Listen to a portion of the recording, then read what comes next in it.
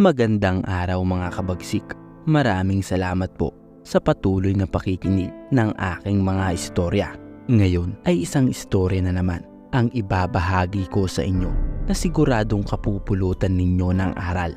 Ito ay kwento ng isang lalaking nakapulot ng pitakang naglalaman ng 100,000 piso. Wala siyang balak ibalik ito sa may-ari hanggang sa nalagay ang buhay niya sa kapahamakan.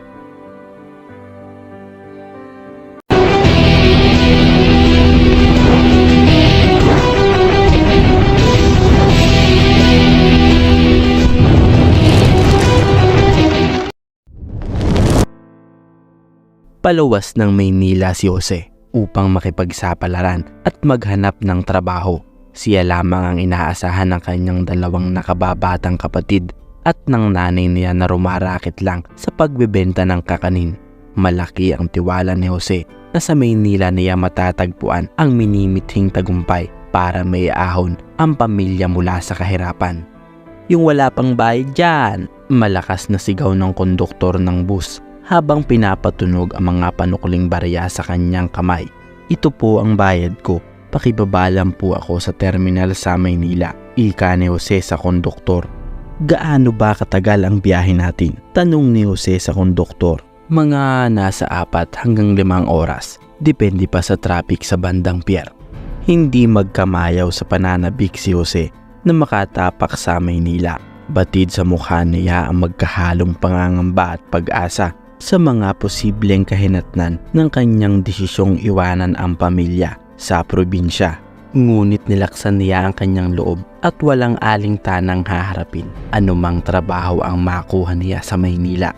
Nakaidlip si Jose sa kasagsagan ng biyahe. Maya-maya ay huminto ang bus upang magkarga ng gasolina. Nakahanap ng pagkakataon si Jose upang bumili ng tubig at umihi sa banyo. Ngunit bago pa man makababa ng bus si Jose, may nakapa siyang itim at makapal na pitaka sa tabi ng kanyang kinauupuan. Tumayo at tinanaw ni Jose ang mga kalapit na pasahero sa loob ng bus. Hindi niya maalala kung meron ba siyang nakatabi sa kahabaan ng biyahe. Wala siyang maalala dahil nakahimbing siya ng tulog. Dahang-dahang kinuha ni Jose ang pitaka. Binuksan niya ito upang malaman kung sino ang may nagmamay-ari. Ngunit bigo siya dahil halos walang laman ang pitaka sa mga silid-silid na parte nito. Wala siyang makitang ID o anumang dokumento. Kumunot ang noo ni Jose at tila humahaba ang leeg sa pagtanaw sa paligid ng bus at tila bagang baka may biglang maghanap ng nawawalang pitaka. Bumalik ang atensyon ni Jose sa pitaka. Napansin niya nakaumbok na parte nito. Binuksan niya ang zipper at baka andun ang isa sa mga ID na nagmamay-ari ng pitaka. Laking gulat niya nang bumulatlat sa kanyang naglalakihang mga mata ang kumpol ng tigi 1,000 salapi. Diyos ko po! Bugtong hiningang bulong ni Jose sa sarili. Nagtinginan ang mga katabing pasahero sa bus sa kinauupuan ni Jose.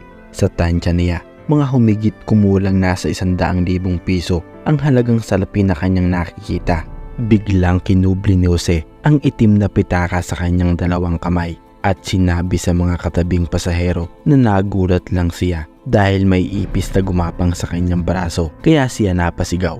Nakalimutan na ni Jose ang pumunta sa banyo at bumili ng maiinom. Tila natulala ng mga ilang segundo si Jose. Ang daming bagay ang tumatakbo sa kanyang isipan. Halos nakabalik na ang lahat ng pasahero sa loob ng bus at sumisigaw na ang konduktor na aalis na ito. Tumayo na si Jose at balak na niyang kausapin ng konduktor tungkol sa pitakang kanyang natagpuan. Manong, may napansin ba kayo na katabi ko sa upuan bago tayo huminto dito? Marahang tanong ni Jose. Wala akong napansin. Bakit sir? May problema ba? Agad na sagot naman ng konduktor. Wala naman. Akala ko kasi may nakatabi ako. Sa loob-loob ni Jose ay para na siyang nanalo sa loto at mukhang wala nang aangkin sa itim na pitaka. Ngunit parang di mapalagay ang loob ni Jose at kinakatok siya ng kanyang konsensya habang dahan-dahan na umaandar ang bus. Paalis ng gasolinahan. Isang lalaki ang natanaw ni Jose na tumatakbo palapit sa bus. at tila ba ito ay pinahihinto ang bus sa pagkampay ng kanyang mga kamay. Maganda ang pangangatawan ng lalaki, guwapo at kalbo, ngunit si Jose lamang ang nakakita sa kanya. Naisip ni Jose, siya kaya nagmamay-ari ng pitaka. Hindi na mapalagay ang isip ni Jose. Gusto ni Jose na ipahinto ang bus, pero parang gusto na lang din niyang hayaan ang kawawang lalaki na humahabol sa bus. Nagtalo ang isip ni Jose. Napapakagat siya sa kanyang labi habang hindi mapakali sa kanyang kinatatayuan. Sir, maupo po kayo at ilang oras na lang ay darating na tayo ng Maynila, bungad ng driver. Habang mahigpit na kapit ni Jose ang pitaka at dahan-dahan siyang nakatanaw sa bintana kung saan kitang-kita pa rin niyang naghahabol ang matandang lalaki. Ngunit binaliwala na lang niya ito. Swerte ko na ito. Kung hindi ba naman siya tatanga-tanga, dapat iningatan niyang mabuti ang kanyang pitaka. Akin na ito. Bulong niya sa kanyang sarili. Talagang nanindigan na si Jose sa pag-angkin ng hindi sa kanya sa laki ng halaga ng salapi sa pitaka. Sabay upo sa kanyang upuan habang hawak ang pitaka at tila tuwang-tuwa pa sa akala niyang swerte ang dumating sa buhay niya. Nakalipas ang ilang oras at dumating na rin sila sa terminal at naghudyat na ang konduktor sa lahat ng pasahero na siguraduhin walang maiiwan na gamit nang hindi sila maaabala. Yung mga gamit nyo po, pakicheck bago kayo bumaba. Salamat, sigaw ng konduktor ng ilang beses. Itinago ni Jose ang pitaka sa loob ng kanyang dalang bag habang mahigpit ang pagkakayakap niya dito. Hindi na mapigilan ni Jose ang mga balak niyang bilhin. Bibili ako ng bagong sapatos, tapos madaming damit at pantalon para mas lalo akong pumogi. Dali-dali siyang bumaba ng bus at nagtanong sa mga tao sa terminal kung paano pumunta sa pinakamalapit na mall.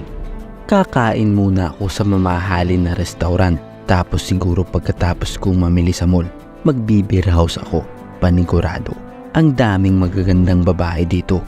Ngunit sa di kalayuan, may tatlong lalaki na nakatambay sa terminal. Ang hindi inaasahang narinig ang mga sinabi ni Jose. Ito pala ang mga notorious na holdupper. Sinundan nila si Jose papuntang mall. Tiniktikan nila ng mabuti ang galaw nito. Madilim na nang dumating sila sa Maynila. Kaya habang binabaybay niya ang mahaba, madilim at makipot na eskinita na tago sa bukana ng mall, dito na lang biglang inambahan ng isa sa mga lalaki si Jose. Inakbayan siya nito sabay tutok ng patalim sa kanyang tagiliran at sabay sabing, "Huwag kang sisigaw, ikirpuhan kita." Tumigil ang mundo ni Jose at talagang hindi siya makagalaw sa takot.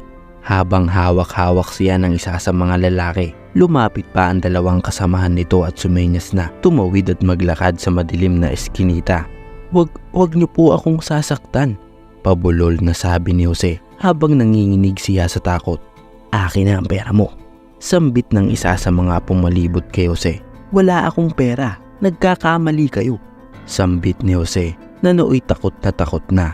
"Huwag mo kaming lokohin, narinig ka namin sa terminal, kaya alam naming marami kang dalang pera."